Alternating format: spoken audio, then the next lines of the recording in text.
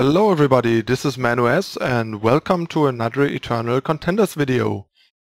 It's finally time to bring back everybody's old favorite Feln Tempo, aka Not Quite Delver. Haven't talked about the deck in a long time. Have also not really been any things that changed the deck for a long time, but I think with the Tale of Horus Trevor we finally got an interesting new card in Auric Interrogator to try and update and change the deck and make it work again. Alright, so we still have 4 Blood Beetle, 4 Raptor, 4 Instigator, 4 Whispering Wind, and 4 Midnight Gale as creatures, as units.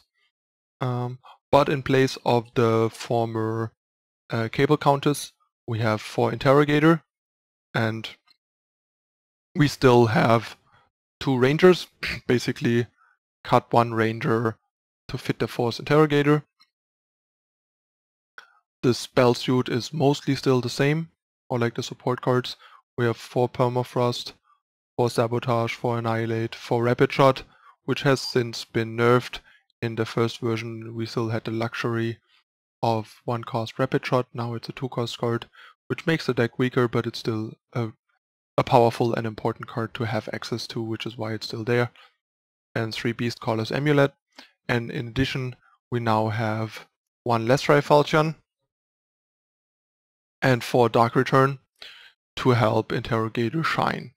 To fit those I cut the 2 Backlash and the 3 Varus Favor, since now with the card draw from Interrogator and also not needing 4 power to activate Countess ultimate and stuff, we need less power than before, and I wanted to try it just with 25 flat, even though I don't mind having a bit more power with Whispering Wind, since it means you're never screwed, and when you're flooded most of the time you can just ditch excess power to Whispering Wind, and Varus Favor has nice utility.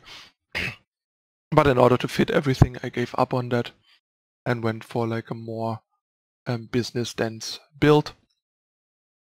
Also, in order to go down to 25 power I gave up on the monuments. Dark Return is really nice, it's nice synergy with the Beetles, turning a 2/2 flying Beetle into a 4/3 flying Beetle after it infiltrated again, for example, which is a pretty big evasive threat actually, and a very cheap one. Same works with Ranger, making it a 5/5 once you got it back, and then once it infiltrated again into a 7/7. That also for cheap, so that's really powerful. And of course we have Interrogator to turn on with Dark Return to draw cards, and getting back Midnight Gale as a big lifesteal flyer is also really powerful. And Falchion, I initially had like a 4 Beastcaller's Amulet, but I wanted to try 1 Falchion both for ditching 3 drops to Whispering Wind, and also because 4 attack and lifesteal on a random flyer like even a Twilight Raptor can be a big deal. Draining for 6 a turn in the air is really powerful, and a nice diversification to the amulets, and it can potentially be a bit better on Interrogator than Amulet, because infiltrating Amulet with Interrogator is harder, so a lot of the time you just put it on to draw cards and kind of ignore the infiltrate if you put it on Interrogator. There's not a whole lot else to say. I'm not 100% sure if giving up on the backlashes is correct. There's a chance, for example, that these 2 Lethrai Rangers should be 2 backlashes instead, and the deck has enough units without the Rangers, for example. But I kinda wanted to have some more 2 drops to curve out better, and Ranger is just so appealing with Dark Return that I wanted to keep her around. And yeah, the deck seems like it needs backlash a bit less right now, but I'm not sure. So if you feel like you're missing backlash too much, consider cutting the Rangers or 2 backlash. And yeah, the Interrogator is similarly good here as, say, in Xenon Killers, where they have 4 Dark Return and 4 Xenon Initiation and sometimes 2 Obelisk. We have 4 Dark Return, and 4 weapons. So the bare minimum of like 8 activators basically. Plus we can now ditch an Interrogator to Whispering Wind, get a Falchion, then Dark Return it back, and have a free Falchion basically and the Interrogator activated, for example. So there's some nice interactions going on there. And yeah, the deck is really sweet. It's usually really good against aggro because it's aggressive itself, has some disruptive elements, lots of cheap removal, and a lifesteal unit. And also quite good against control with the Sabotage, and especially if you put back in the backlashes together with cards like Interrogator, drawing cards, and like the early aggression.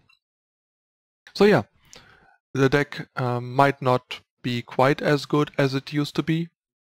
Maybe it is, I'm not 100% sure yet. I have only played limited amounts compared to how much I played with the old version.